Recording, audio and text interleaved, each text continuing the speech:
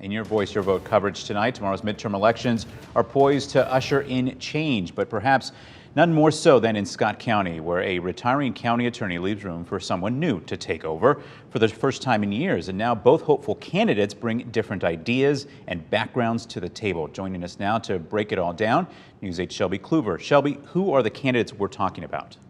Well, after tomorrow, we'll know if either Caleb Copley or Kelly Cunningham will be the new head prosecutor in Scott County. Both of them hoping to forge a new path for the office.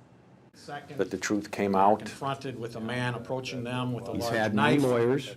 He's had many trials. For 15 years. He's never shown any remorse. One man has been at the helm of the Scott County Attorney's Office. Police go back and look at some previous and to get the story across. You know, I think it's a reasonable question of how long it takes to go from this to that.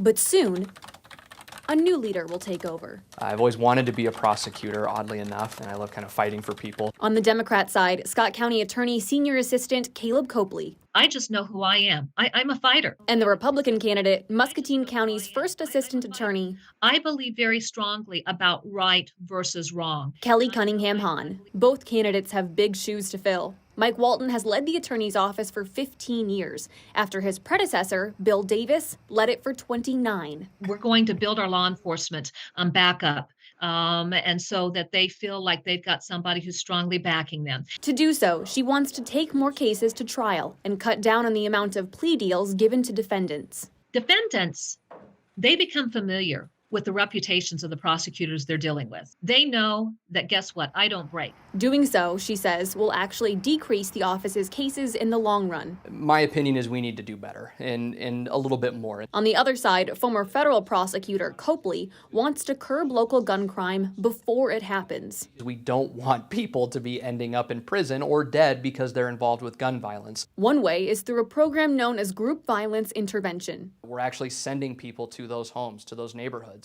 and we're offering help to those that need it, but also a stern warning that if the gun violence continues, you will be prosecuted to the fullest extent of the law. He also wants the county attorney to become more data-driven, to better allocate resources and improve transparency.